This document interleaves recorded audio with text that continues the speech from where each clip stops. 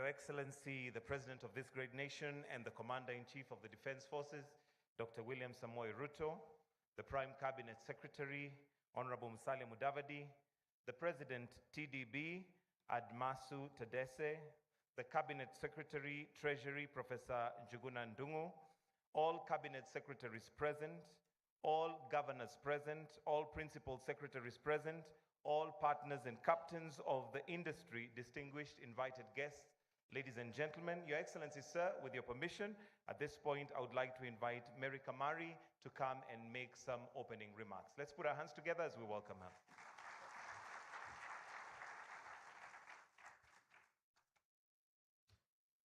Your Excellency, Dr. William Samoei Ruto, President of the Republic of Kenya and Commander-in-Chief of the Defense Forces, Honorable Professor Njuguna Ndung'u, Cabinet Secretary, the National Treasury and Economic Planning of the Republic of Kenya and TDB Group incoming chairperson and a host of governor, Dr.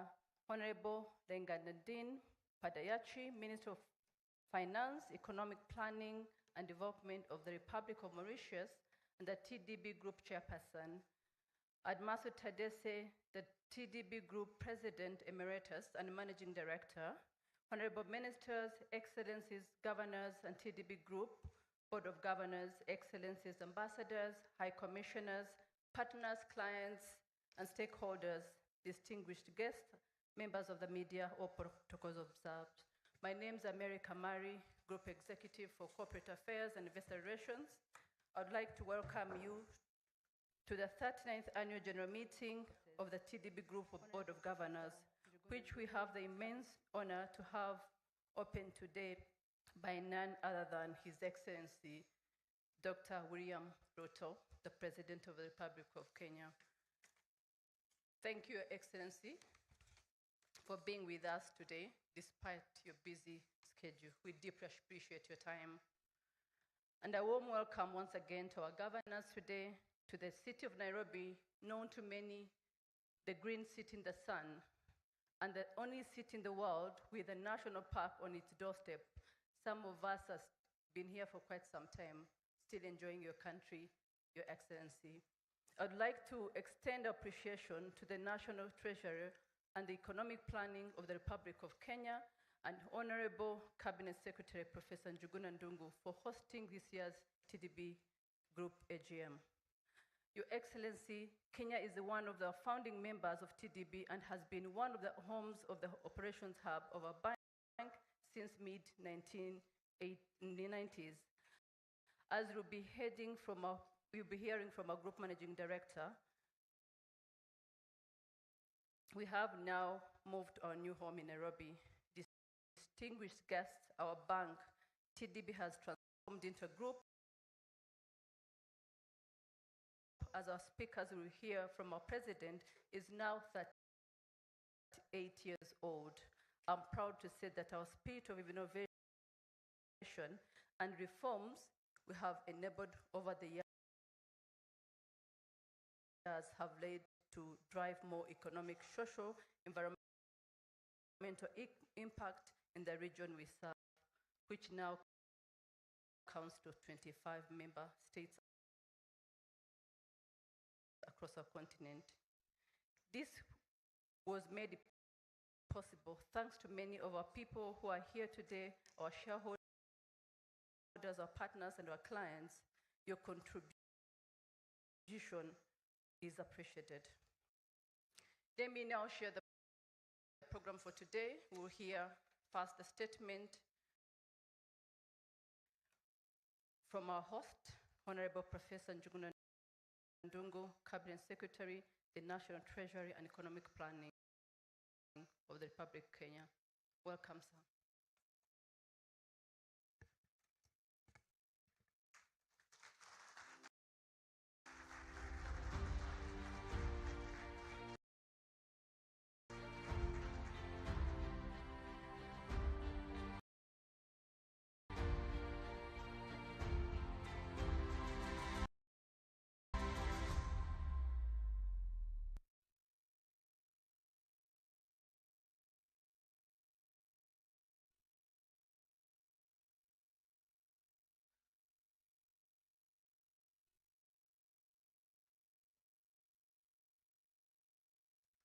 Thank you very much, and good morning, Your Excellency. I'm sorry the program area that we had anticipated was that I will be coming in later, but the most important thing is actually to say that being a host, it's always very good to make some few remarks just to recognize the TDB which has come this far to support our development discourse. I will make sure that I recognize the protocol as set out.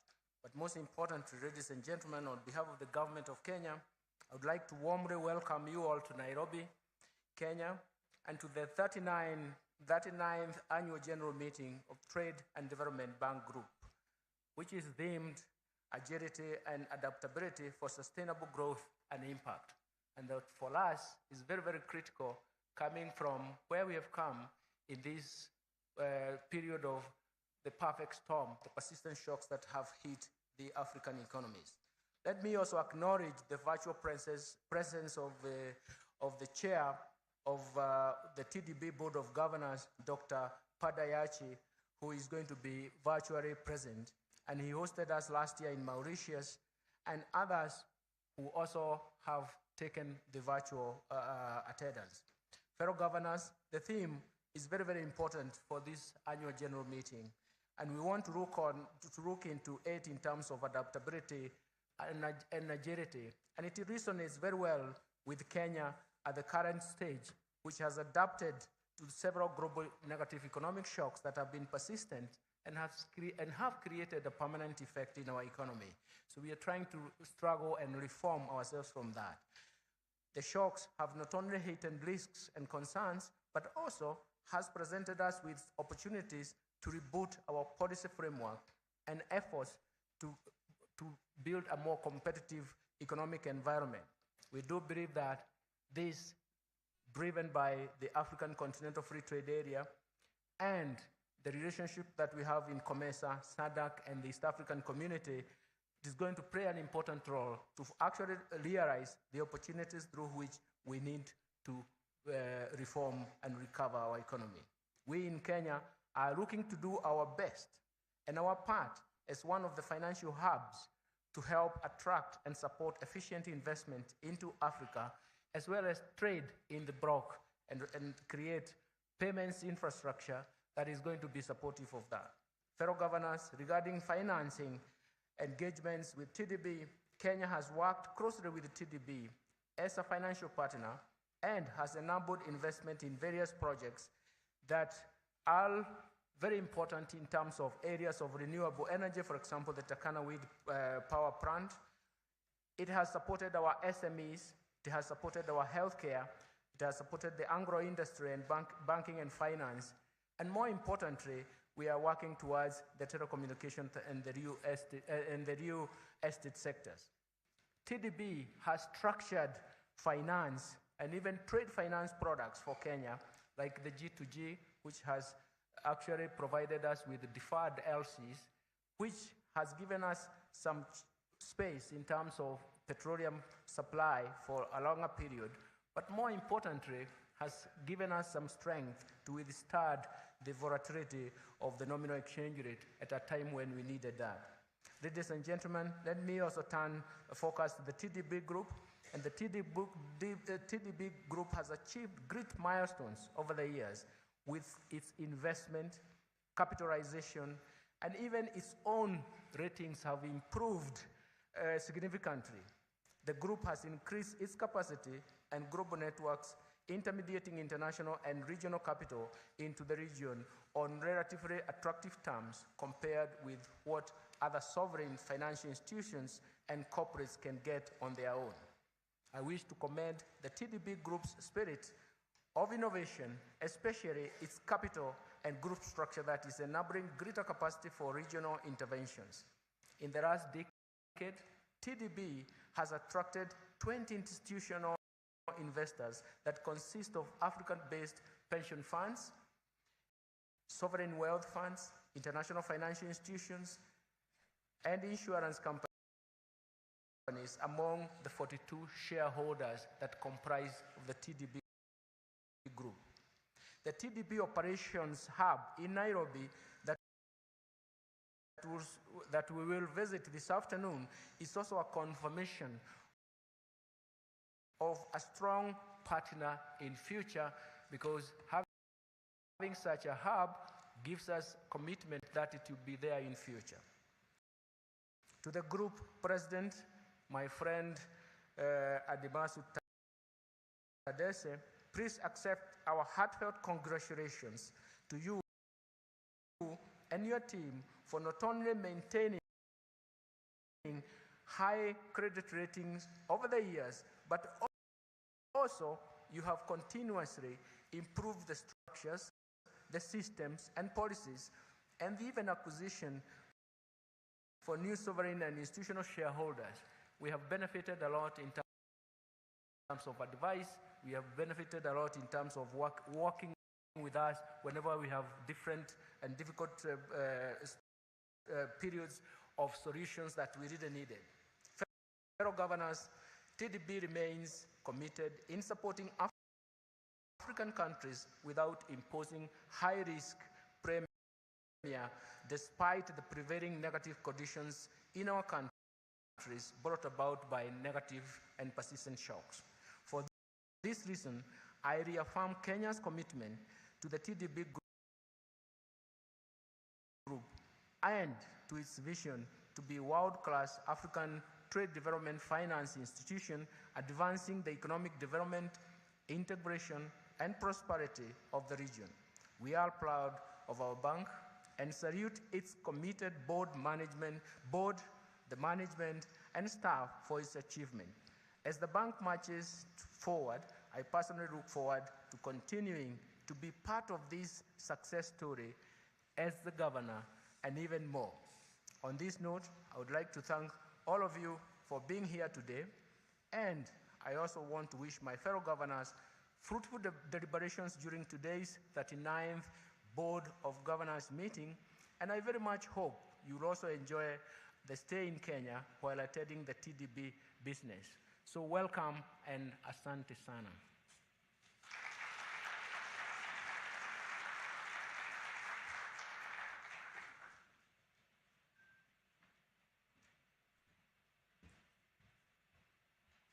Thank you, Honorable Minister, for your remarks. As you highlighted, we've intervened in many sectors in this country. Your Excellency, one of the key landmark projects the President has always reminded us is Turkana Wind, and we take pride to have been not only an investor, but also a lender. This takes commitment, but also visionary leadership, and we thank our President for having done that. Thank you.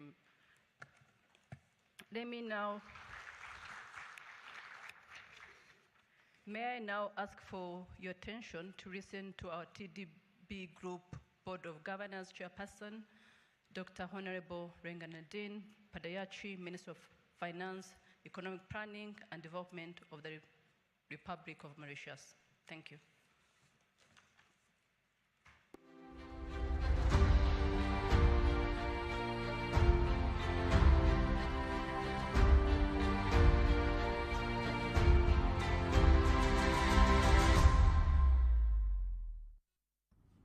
Your Excellency, Dr. William Samuel Ruto, CGH, President of the Republic of Kenya and Commander-in-Chief of the Defense Forces, Honorable Professor Njuguna Ndungu, Cabinet Secretary, CBS, the National Treasury and Economic Planning of the Republic of Kenya, and TDB Group incoming Chairperson and our host Governor. Admasu Tadisi, TDB Group President Emeritus and Managing Director, Honorable Ministers and Excellencies, Governors of TDB, Excellencies, Ambassadors and High Commissioners, partners, clients and stakeholders, distinguished guests and members of the media, all protocol observed. Good morning. In my capacity as Chairman of the TDB Group Board of Governors, let me join Cabinet Secretary Professor Njuguna and welcome you all to this 39th Annual General Meeting of the Board of Governors of the Trade and Development Bank Group, albeit from a distance. I regret not being in Nairobi in person, but I'm pleased to be able to participate virtually. First and foremost, today I would like to express our deep appreciation to His Excellency President Ruto for gracing us and opening this AGM. His Excellency President Ruto has been a strong champion of regional economic integration. Ladies and gentlemen, this past year, TDB was honored with several prestigious awards from highly regarded entities such as the African Banker Awards, Global Finance, and Global Trade Review. These awards validate our unwavering commitment to excellence, impact, and sustainability in the region. I'm proud to tell you that our group has supported well over 1 million jobs, over half of which are held by women. We have also supported improved access to energy and infrastructure, industrialization, and also health and education. TDB Group contributes to the security of supply of essential commodities which are strategic to our stability and economic growth of our member states, while also promoting greater intra- and inter-African trade and regional integration. Likewise, the group co-finances its member states' strategic infrastructure plans to promote economic growth and support forex-generating export sectors, local ownership, and import substitution. Furthermore, it contributes to our region's industrialization and the integration of our economies into global value chains while strengthening regional ones. An example is the financing of 5 cement plants in 5 different member states involving some $200 million. In addition, it works on reinforcing the continent's financial industry by working with local financial institutions through which it supports SMEs. Your Excellency, Mr. President, fellow governors, ladies and gentlemen, over and above its impact and service, it is uplifting to note that TDB has recorded strong performance in the various areas of portfolio and asset growth, as well as profitability and credit quality, standing tall among its peers. As testament to its stability and reliability, TDB Group has maintained strong credit ratings. Moody's affirmed it as investment-grade Baa3 ratings with a stable outlook. Additionally, GCR upgraded the investment-grade ratings to BBB+ with a stable outlook, highlighting the strength and positive trajectory of TDB Group's performance. Meanwhile, Fitch Ratings affirmed TDB Group's rating with a positive outlook. These credit ratings confirm TDB Group's commitment to maintaining financial stability and its ability to adapt and respond even in very adverse global macroeconomic conditions. As the Finance Minister of Mauritius and the TDB Governor for my country, I'm proud that several of our subsidiaries are domiciled in Mauritius, including its youngest, the TDB Captive Insurance Company, in addition to Eastern and Southern African Trade Advisors Limited, the fund manager of our successful Eastern and Southern African Trade Fund. I'm also very keen to discuss the theme of this year's AGM. The topic of this year, agility and adaptability for sustainable growth and impact, was indeed chosen wisely and perfectly in line with the agenda of the government of Mauritius.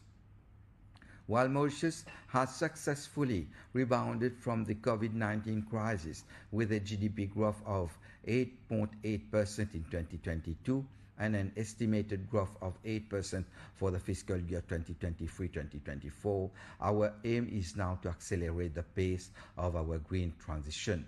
To achieve 60% of our energy mix from renewable energy, I have announced in the last budget speeches major reforms, incentives, and measures. I have no doubt that the discussion held in the context of the 39th AGM of the TDB Group will give further insights on these key topics for Mauritius and many other African countries. As Tony Elumelu rightly said, the transformation of Africa is not one man's job. It's a job for all of us. This is precisely what, through TDB Group and all together, we are working together. Ladies and gentlemen, as I close, I would like to express our high appreciation and gratitude for the outstanding work accomplished by our highly skilled TDB Group management team under the leadership of Admasu Tadesi, Group Managing Director. I also wish to similarly extend our appreciation to the Group Board of Directors, and in particular to the Chairperson and the Chairs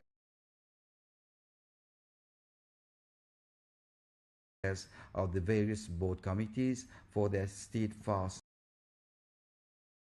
stewardship and guidance. These are undeniably complex and challenging times for both the financial sector and several of our member states. Navigating through these circumstances requires active and prudent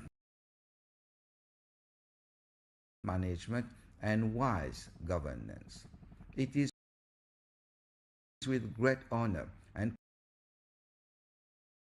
privilege that I have served as your steward over the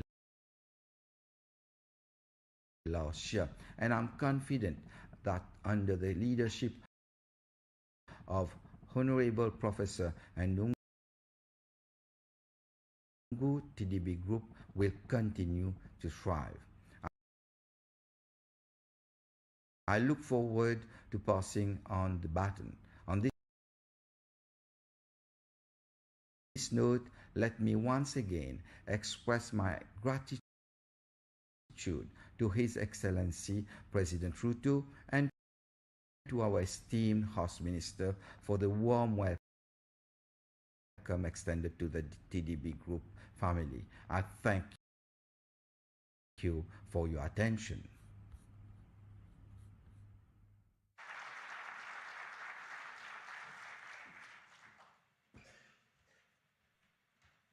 Thank you, Honorable, and the Chair of our board.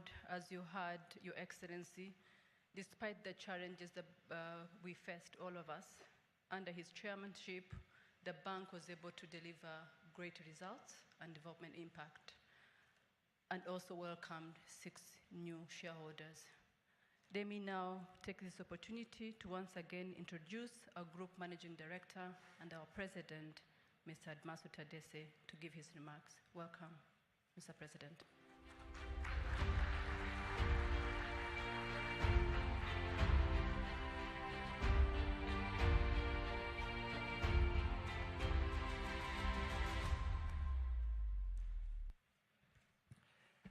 Good morning, everybody. I will try to be efficient, as financial institutions are often expected to be, so allow me to align myself with all the protocols that have already been observed. But I must at the outset give my deep thanks to His Excellency Dr. William Ruto, the President of the Republic of Kenya, for gracing us today and giving us the opening remarks later on. I would also like to thank the Chairman of the Board of Governors, who we just heard from, Dr. Padayachi, for giving us leadership over the past years and giving us an excellent welcome in Mauritius, where we have our principal offices. On the occasion of this annual meeting, I would like to take a few words to recognize Kenya's historic role as one of the architects and founding members of TDB in 1985. All institutions go through history, have turbulent times. We had our own share. And the Republic of Kenya was one of the visionary member states which nurtured and protected TDB in its beginnings as we were finding our feet to grow and transform into the award-winning autonomous financial institution that we are today. One that has transformed into a group and that now has assets of about $8.4 billion under management. We also have several subsidiaries today and a much wider geographic footprint that crisscrosses the entire continent, including West Africa and Central Africa as well. Today, ladies and gentlemen, TDB boasts 47 shareholders, of which 27 are sovereigns and 20 are institutional shareholders. They come from different regions of the African continent, and we have 2 particular sovereigns that are new in this annual meeting today, and I'd like to just call out and welcome them. We have the Republic of Ghana and also the Republic of Senegal, who are now new members of TDB.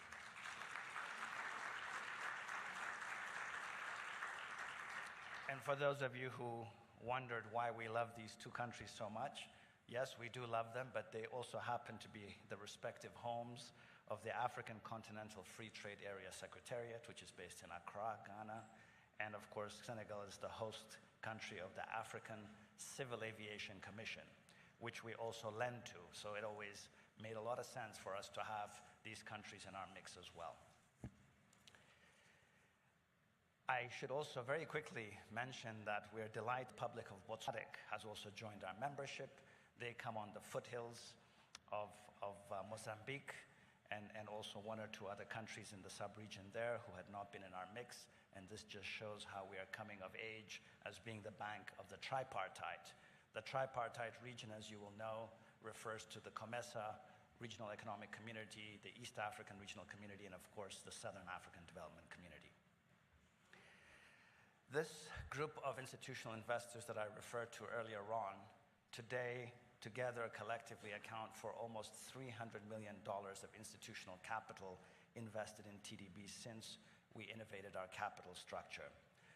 This is a symbol that African capital exists and is willing to invest in its own development in Africa. Very recently, we had the occasion of launching a brand new instrument for equity investment in the bank, a novel instrument called Class C shares.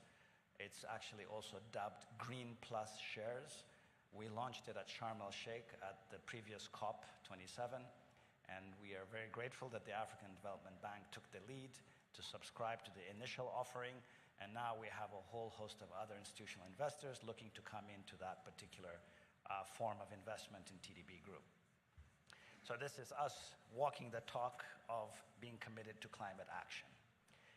Your Excellency, Mr. President, esteemed governors present, distinguished guests, we are all very cognizant of the macroeconomic challenges which have affected our world since last year. Our Cabinet Secretary has made reference to this, but I would like to say that despite the challenges and the headwinds that we faced in the year 2022, we managed to record very strong performance yet again. Our institutional performance reflects a group performance that has several entities in it. I'd like just to take a moment to recognize the leaders of the different entities within the group. We have the CEO of the Trade and Development Bank, which is Michael Awori. Mr. Awori, if you can just stand up so people can see you.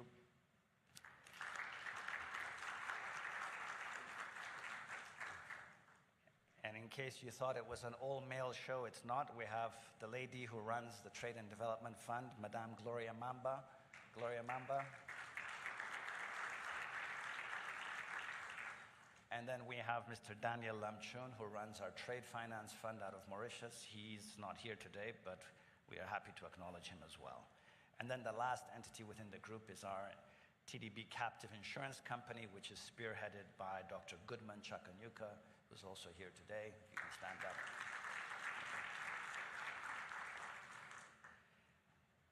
In 2022, we worked counter-cyclically, as many of you would expect us to step up our financing to drive greater impact where feasible. Financial institutions are not always able to drive funding as much as they would like because of some of the complexities. But our long-term project and infrastructure finance operations managed to register 17% year-on-year growth in our approvals for transactions in several economic sectors, including the renewable energy sector. 17% in a difficult year is notable. We're also pleased that through our trade finance window, we focused on tackling the disrupted supply chains and the disrupted trade flows that we all grappled with in the context of all the discontinuities worldwide. And we managed to boost our growth by 13% year-on-year in the trade finance space. Across our operations, we have delivered fit-for-purpose financing to a mix of clients. We serve not just governments, but also corporates and SMEs, as well as other banks within our member states. And we often do this in partnership mode. We syndicate with other financial institutions, with other development banks, with commercial banks, and we also crowd in insurance partners from within Africa and also London, the Lloyd's of London group, that is. We have also continued to observe high standards with respect to environmental and social safeguards, as one would, of course, expect from a DFI. At the end of 2022, I'm happy to say that 71% of our portfolio exposure was for transactions that posed low or no environmental and social risk.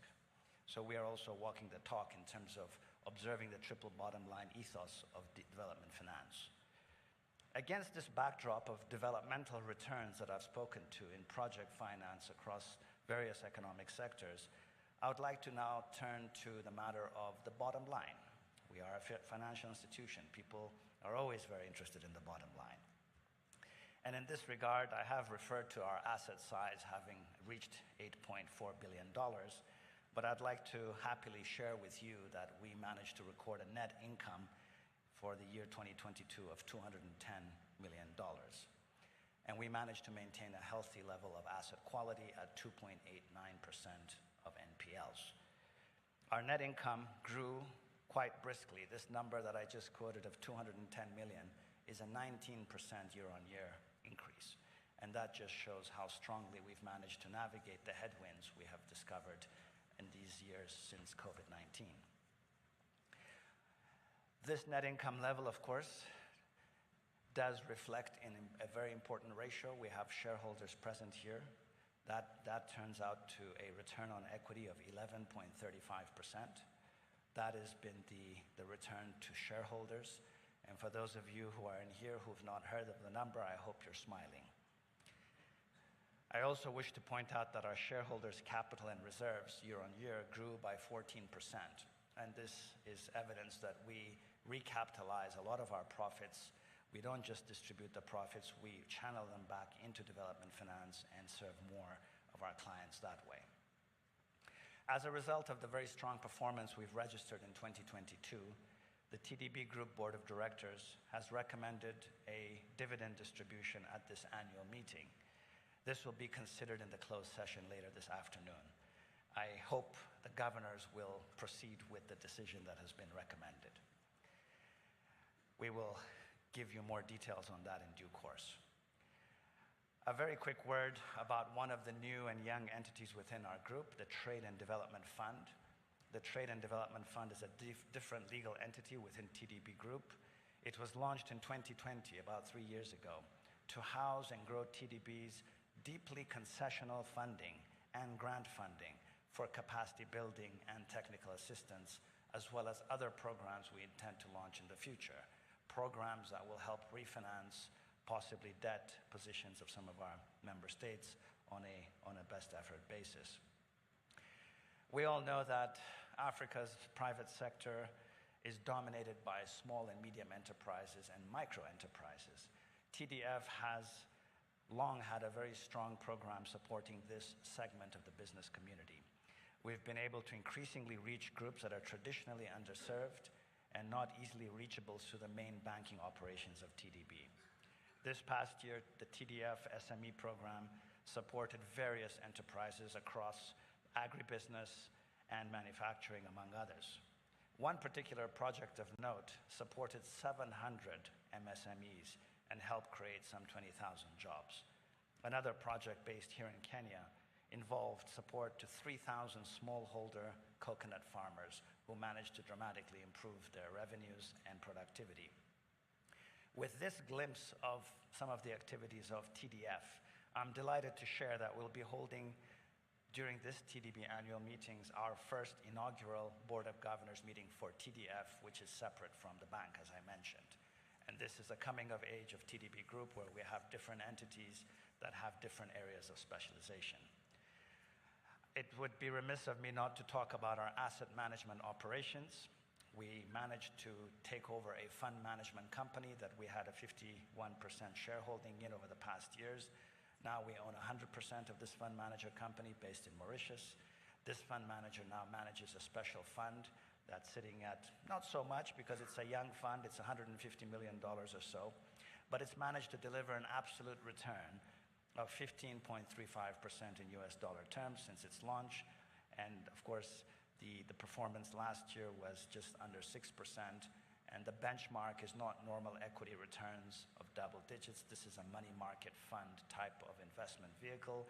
So we target high single digits, not double digits. I would also like to mention that our captive insurance company that is also fully launched and operational, also domiciled in Mauritius, is now doing very well, and we managed to deliver a 125% increase in turnover over the last year and start registering healthy profitability. These are all the different entities within the TDB Group that are now all in the black and making very healthy contributions to the overall group results. A financial institution of repute is not just about numbers of asset growth and profitability, it's very much about ratings. And so TDB Group, I'm very pleased to share with you, has managed to buck the tide of downgrades that have afflicted many of our jurisdictions here in Africa. We were reaffirmed as investment grade by Moody's. We actually had an unusual upgrade from another rating agency, also in the investment grade space. So we are managing to hold the ground in a very difficult environment, and we thank the member states who've gone out of their way to stand by the bank and help ensure that we can continue to deliver and grow according to the Agenda 2063 vision. Ladies and gentlemen, we're not just a triple bottom line institution in terms of ESG, environment that is, and social impact and financial returns. But we also believe in excellence and sustainability.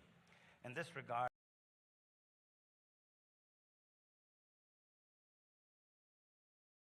I'm pleased to share with you that our young TDB tower here in Nairobi, which is a first-class high-grade building, was recently EDGE certified as a green building. This was due to the substantial savings in terms of water and energy consumption that the building uses, and is also in terms of the very significant reductions in use of carbon-intensive building materials as the building was being put up. Of course, we did pay a price for having this kind of a green construction approach.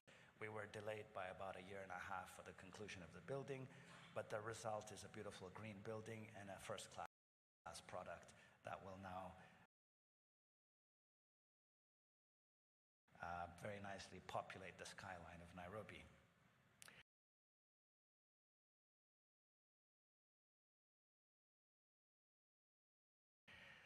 But I don't want to leave you with the impression that our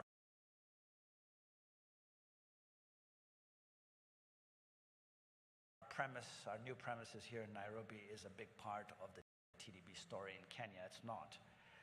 We have a very strong footprint of impact here, as we do in other founding member states across the Eastern and Southern Africa region. You heard briefly Madame Kamari making reference to the landmark Turkana Wind Power Project, but that's just one of many. We have supported numerous other projects across several sectors, such as agribusiness, manufacturing, healthcare, including hospitals, transport sector, including KQ, ICT companies, other renewable energy projects in the geothermal area, real estate, the financial sector in terms of many of the banks here in Kenya, and also SMEs. So you can see the very wide mix of sectors and entities that have benefited from the operations, products, and services of TDB Group. As we look forward to our continued impact in the region, I'm pleased to announce this morning, on the occasion of Kenya hosting the annual meetings, that we have, in the wisdom of our board of directors, approved a symbolic corporate social responsibility grant to a deserving project here in Kenya. The recipient is the Thome Water Project in Laikipia. This project is located in an area which has faced extended droughts in this country, as we've heard time and time again. It has struggled with unreliable water supply throughout the year and prior years as well. And we've worked closely with the Ministry of Environment that actually identified and helped establish a mitigation project in this regard. Our grant is $100,000 US, which will contribute towards the purchasing of dam liners to help conserve water and to help support tree seedlings being planted to strengthen the ecosystem of that area.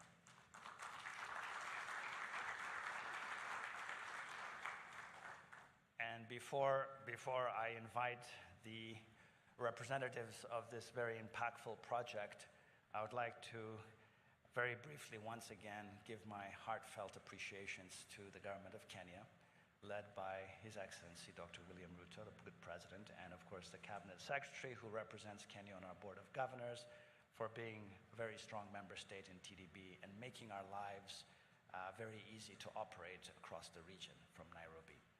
On this note, I would like to invite the Honorable Tuya, the Cabinet Secretary for Environment, to come to the stage together with the project representatives of Thome Project. I think Madame Nganga, Wanjiku Nganga, among others, will be here to receive the symbolic check that we would like to hand over on the occasion of this ceremony. So if the representatives of the project are here, we would like you to come forward, please, and do the honors with the good minister. And we would like to also invite two of the chairpersons of the TDB entities. We have Madame Dlamini, who's the chairperson of the TDB Group Board of Directors, Madame Dlamini, Alice, if you're here, and Professor Sasa, who's the chairman of the Trade and Development Fund. These are the two entities that do this kind of very good development financing decisions that help these types of entities. So Madame Dlamini, I hope you're here. And if not, I guess I can stand in for her. So if you can please bring forward the check so that we can honor the grantee and put some smiles and let the good President of the Republic know we care about the small folks as well.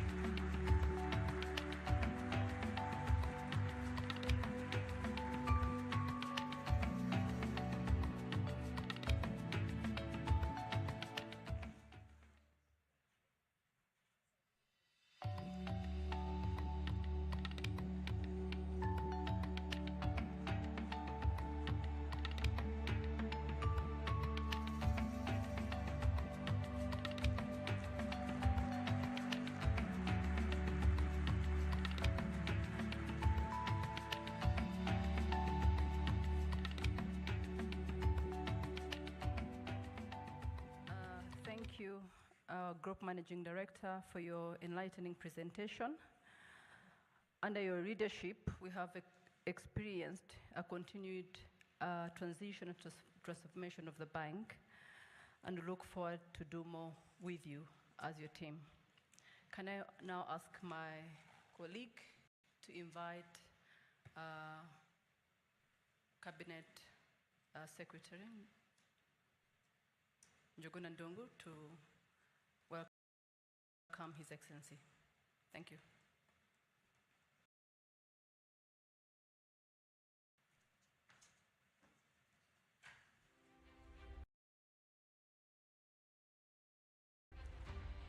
Thank you very much, and thank you very much for this morning. My task now is a little bit simpler. Mine is to invite His Excellency to make his keynote speech. But before I do that, you can see that I'm smiling because we already have my colleague is already smiling because he has some support. And the second thing is that I'm smiling because I have a potential check coming from the dividend. You can imagine that is awesome.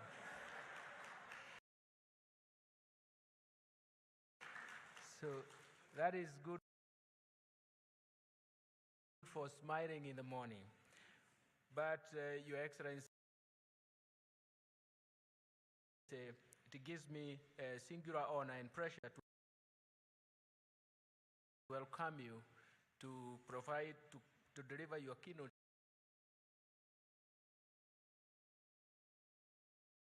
speech to this gathering of the 39th annual general meeting of the TDB, which we really accomplish. We are happy for accomplishing some of the ambitious prospects and even development projects that we anticipate. Your Excellency.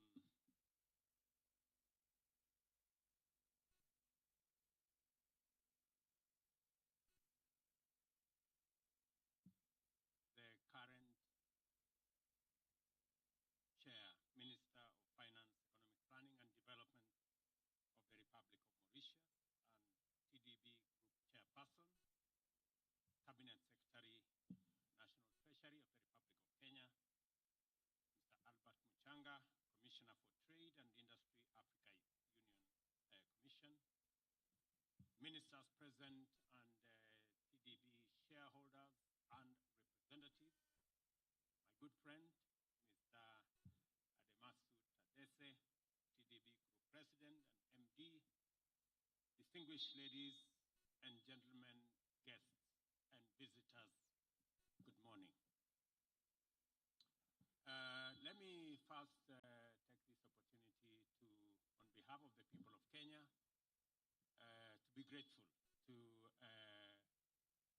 TDB Group for the presentation of the $100,000 to Thome Water project in Laikipia. I can confirm that they deserve every support. And it is true, they've gone through a difficult time of failed rains over the last 5 seasons. When I looked at the check, I was keen. The signature was missing. So please remember to sign. Remember to sign the check. Everywhere in the world, the challenge of effective leadership has always presented itself in terms of ability to successfully achieve development objectives in a dynamic and complex operating environment. At all times, sustainable development is expected to take place within a context characterized by increasingly devastating threats and weaknesses across all sectors. In our time, everyone interested in growing the economy by increasing wealth, creating jobs, eradicating poverty, and reducing inequality has to confront the fundamental challenge of an increasingly tight fiscal space and the emergence of rapidly mutating and highly complicated new threats. All these threats have been explained to us today in the morning,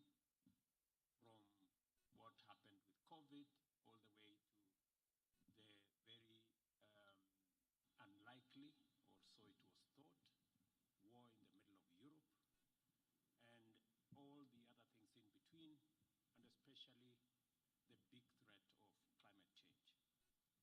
The cumulative burden of these challenges and threats can encumber economies to be so oppressive that pessimistic assessments of the prospects of growth become mainstream, and the idea that some regions of the world are not doing well at all begin to take root.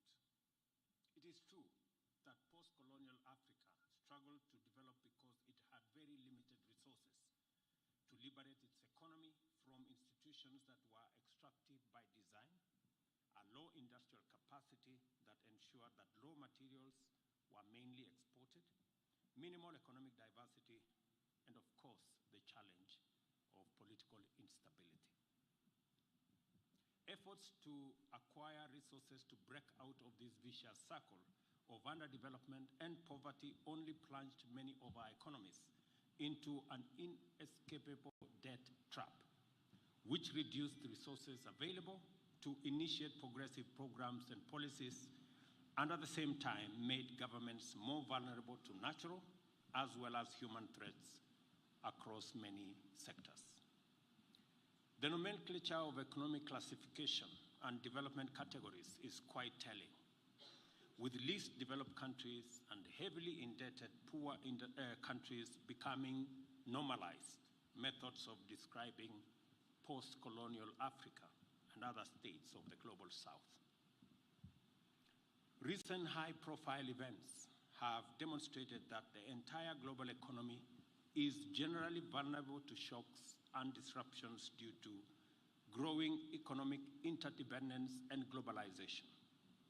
At the same time, they also underscore that advanced economies have greater capacity to invest in measures to improve recovery from these events and resilience to future threats.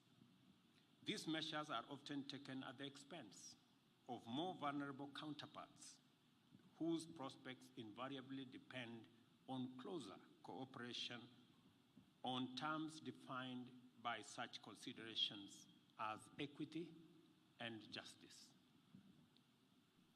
Volatility in global commodity prices has always exposed the vulnerability of many economies. Often, prices of raw materials exported from these economies collapse drastically, while at the same time, that of such essential imports as petroleum rises steeply.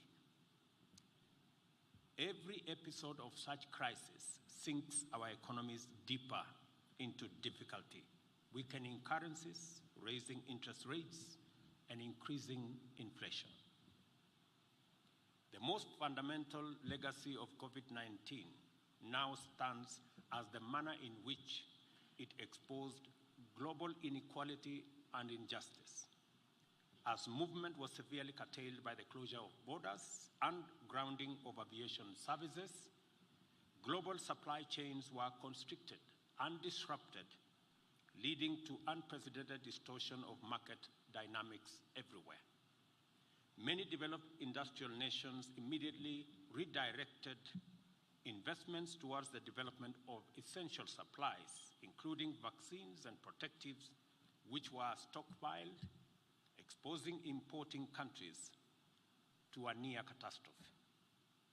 The post-pandemic situation has been difficult, to say the least.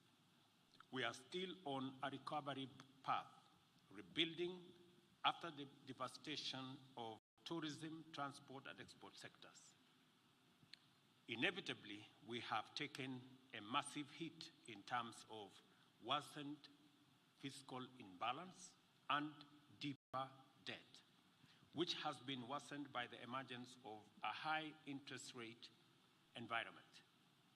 The geopolitical tension that exploded into open conflict in Ukraine have also intensified this very difficult situation. But that is not the end of the matter for Africa. Our plate is stacked much higher with urgent and serious problems. Our continent is experiencing extreme weather events of unprecedented variety, frequency, and magnitude. Flooding, wildfires, landslides, droughts, cyclones, and other disasters have inflicted a dire toll on communities across our continent. The Sahel, West Africa, Central Africa, the Horn of Africa, East and Southern Africa have all been affected by these serious calamities. Human life, damage to property, and the destruction of infrastructure have not only worsened suffering for vulnerable people, but also dampened economic prospects. It has become inescapably clear that adverse climatic events are actively threatening our hard-won development gains, including advances in providing public services like health, education, security, and investment in national infrastructure like transport and communication networks. Reflection on these matters have also defined a critical weakness in the prevailing thinking in development and climate action, which treats the two imperatives as separate, unrelated undertakings. In the course of engaging the international community on these twin imperatives, African countries have found common ground in their unique shared perspectives as climate action frontline territories located at the intersection between environmental disasters, economic crisis, and development constraints. We recognize at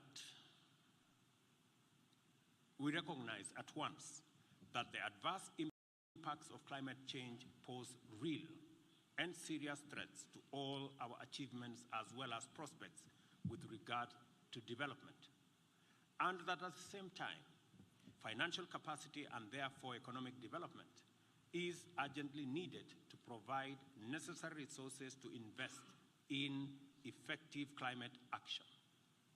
Increasingly, we are having to make the difficult choice between economic growth and climate action, when as a matter of fact, both courses of action must be pursued simultaneously because they are complementary. One will not happen without the other. On On the basis of this realization, African countries have begun to engagement on climate change and economic development from a new perspective, anchored on a commitment to a green, climate-positive growth, and which profiles Africa as the green continent of the future, abounding with natural resources, investment opportunities, and human capital. What I'm trying to say here is that we have to reposition ourselves. We have to reposition our continent in the context of the situation, the challenges that is the globe, and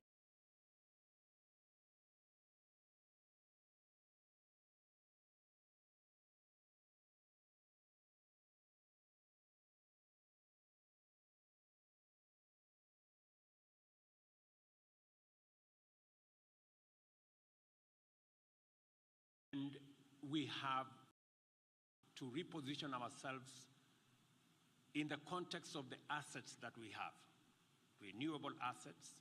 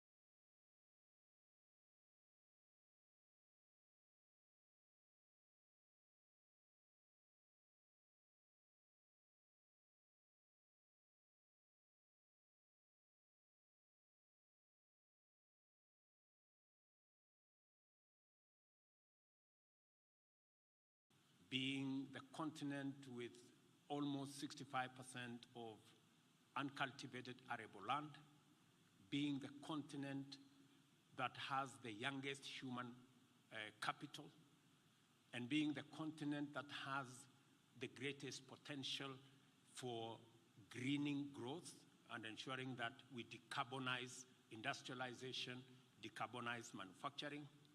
And we have to reposition ourselves, represent Africa in a different way, away from the continent that was always profiled with all the negative adjectives. Climate change has brought some measure of equality, let me say. In the context of climate change, there is no developing or developed country. We are all in the same place. And being there in the same place positions us as a continent to take advantage of the assets that we have, the renewable assets that we have, the human capital that we have. In any case, by 2050, a quarter of the world's population will be living in our continent.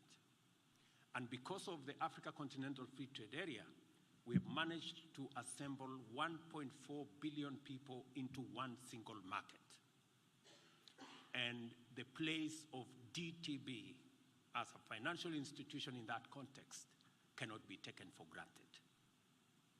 It is my belief that TDB will be today $8.5 billion asset bank, but in the next 10 years, maybe 20 billion asset bank. That way, we can leverage on the increasing footprint of TDB alongside all the the other institutions that we are developing in our continent. And that is why last week, during the AU media meeting, we proposed that TDB, Afrexim Bank, AFC, ATI be now elevated from being partners of the AU to being special agencies of the Africa Union, so that we can give this institution greater recognition, we can give them better profiling, and we can, as a continent, use their services so that we can grow their capacity to be able to support the trajectory we are all pushing of creating one market and working together as a continent to eliminate barriers to trade, to investment, to business, and be able to create much more prosperity, create more jobs, and position our continent appropriately, because it is on our shoulders to do it. Nobody will do it for us.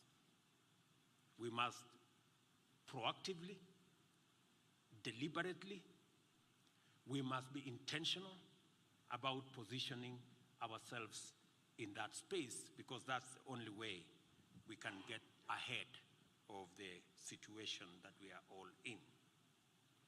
The first implication of this paradigm, naturally, has been the now widely accepted view that the present architecture of the international economic development framework is deficient and inadequate for the challenges of our time. The Bretton Woods institution system of multilateral financial institution was explicitly designed for another purpose, at another place, and at another time, and is now fundamentally inadequate, unjust, and sometimes unfit for the demands of our complex, dynamic, and interdependent world.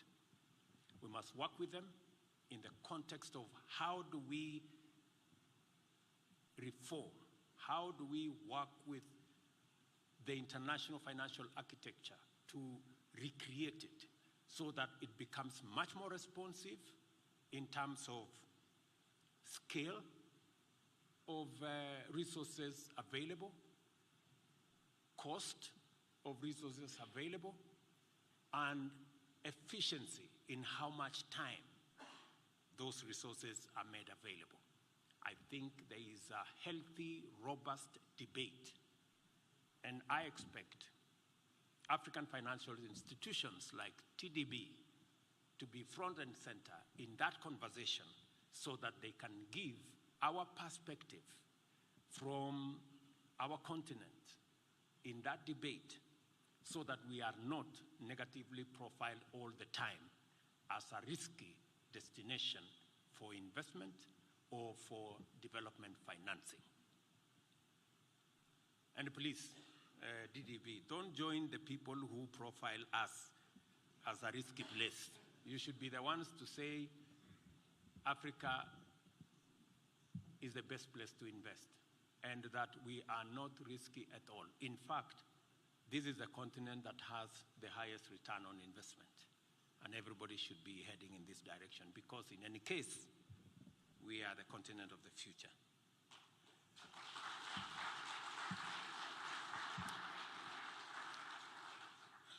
At the International Monetary Fund, European nations took 160 billion of the 2021 issue of special drawing rights, compared to African countries' cumulative amount of 34 billion. I'm very happy that today we will be sharing some shares from TDB, and we will be in a good place, different from the situation I'm describing here. An institutional blueprint which administers development financing this way must be changed urgently, and one made that is fit for purpose. The urgent need for socio-economic transformation must therefore translate into an even more urgent need to redesign the international financial institutions, and also design and implement a wholly new global green bank to mobilize resources globally and administer them in a truly inclusive, representative, democratic, and equitable manner. Is that all we need to meet the fierce urgency of now? Hardly. The Pan-African aspiration for socio-economic transformation based on Agenda 2063 looks at African solutions as the primary intervention in confronting African problems. At the forefront of this agenda is regional and continental integration aimed at unlocking Africa's potential on a scale that will make our continent the epicenter of a new industrial age. The Africa Continental Free Trade Area is both a continental and a global game changer. Its scale is unprecedented. The upshot is that it has already inaugurated a market with a population of 1.4 billion people, of the world's youngest people. The critical imperative in integration is the elimination of barriers and borders and the intensification of connectivity through road, rail, port, and fiber optic networks. Investment opportunities are clear and compelling and also abundant in our continent.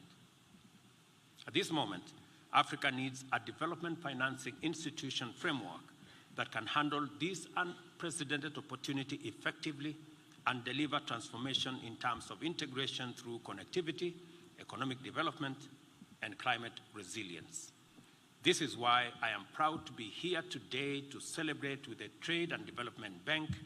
TDB has demonstrated to us that it has been studying the African development landscape and evolving to meet its challenges.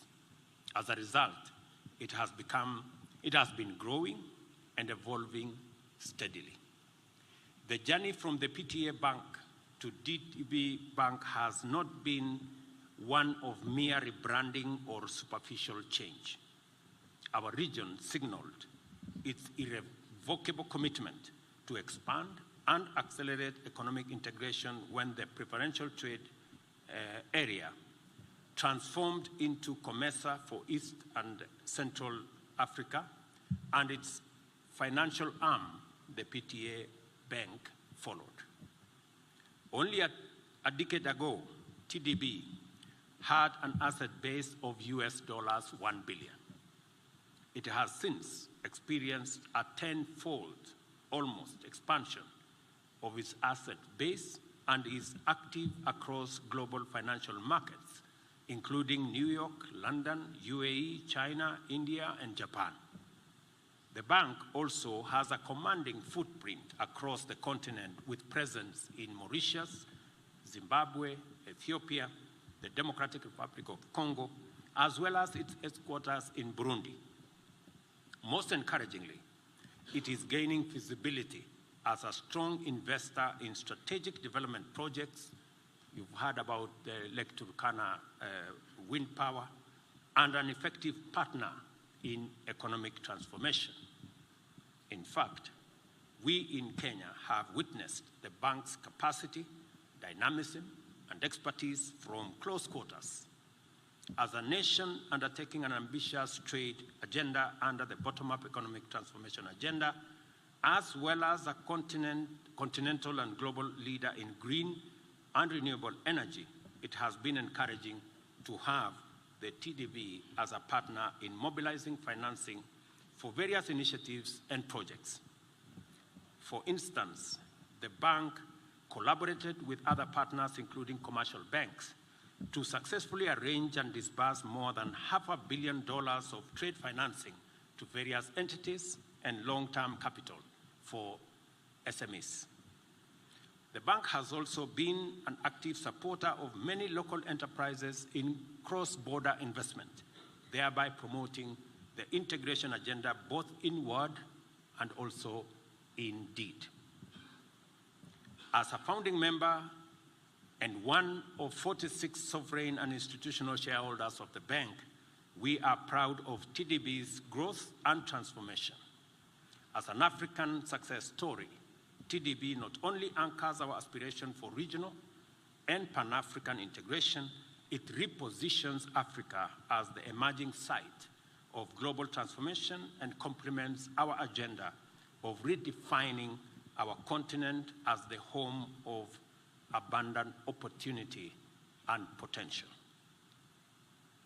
This capacity to profile Africa effectively in terms of more possibilities and less limits is a significant contribution that unites the Sustainable Development Goals, Agenda 2063, the Africa Continental Free Trade Area, and a new approach to effective climate action and economic transformation. On this 39th annual meeting of the Trade and Development Bank, I see promise and I also see opportunity. I take this opportunity to appreciate the leadership of my good friend, Mr. Admathu Tadesse. He was among the first people when I was sworn into office to come and offer me some advice, which I take very seriously.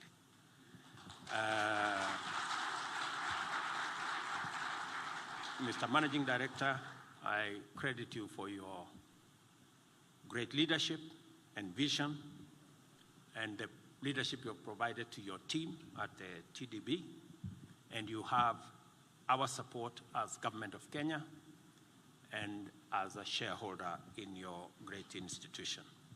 Congratulations to the entire group for your excellent achievements as were listed by the CEO. I wish you all good luck and great success as you continue to work the work of shining a light on Africa as the continent of the future. You have all our support, and I am also, like Professor Ndungu, looking forward to the dividends